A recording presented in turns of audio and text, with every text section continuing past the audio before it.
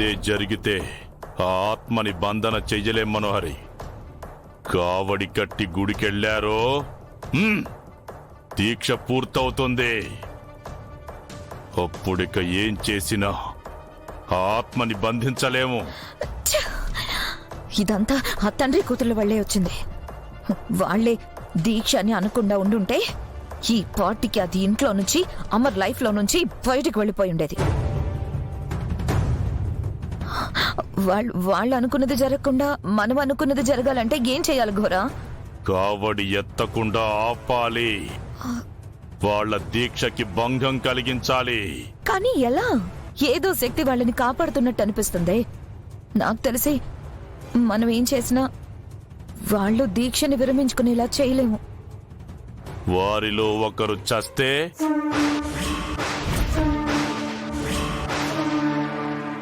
చెప్పు మనోహరే, వాళ్ళల్లో ఒకరు చస్తే అప్పుడు కూడా దీక్షనే మడికట్టుకుని కూర్చుంటారా? కూర్చోరు.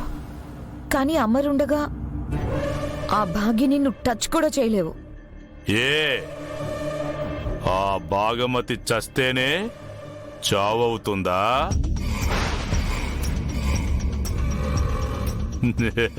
ఆ ఇంట్లో ముసలావిడ చేస్తే చావు అవ్వదా?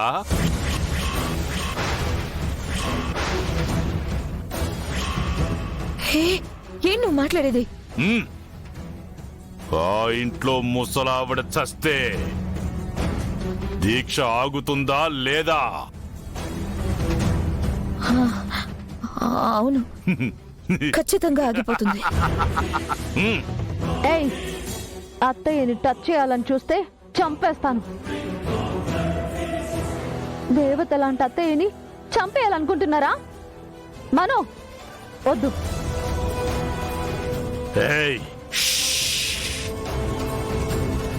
టచ్ చేయడం ఏంటి? మీ అత్తయ్యని చంపేది నువ్వే. నీ చేతులతోనే ఆ పాపాన్ని చేయిస్తా.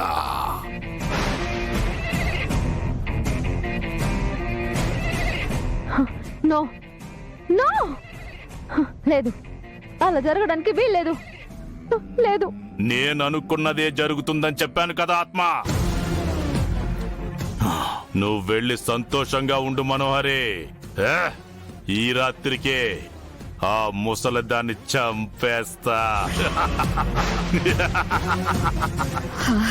ఆ ముసలిది చేస్తుందన్న మాటే నాకు ఎంత ఆనందందో. ఆ ముసలిది చేస్తే ఆ బాధకి ముసలోడు ఒక మూలని పడి ఉంటాడు.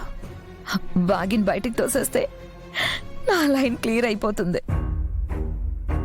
ఓసే మనో, ప్లీజ్ అత్తయ్యకి ఏ ప్రమాదం తలపెట్టద్దు. నిన్ను కూడా ఎంతో ప్రేమగా చూసుకుంటున్నారు. ఆ కృతజ్ఞతతోనైనా అత్తయ్యని వదిలేసాయి. సరే గోరా, పొద్దున కల్లా నువ్వు పని కానివ్వు. మనో మనో, నేను చెప్పేది విను ప్లీజ్. అత్తయ్య అమ్మలేని నన్ను కన్న కూతురులా చూసుకున్నారు. దయచేసి ఆవిడ జోలికి మాత్రం వెళ్ళకు.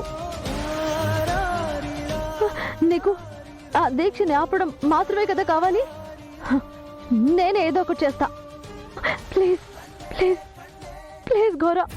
నువ్వు ఎంత ప్రాధేయపడినా నేను చెప్పిన మాట నువ్వు వినాలి. కానీ నువ్వు చెప్పిన మాట నేను అస్సలు వినను.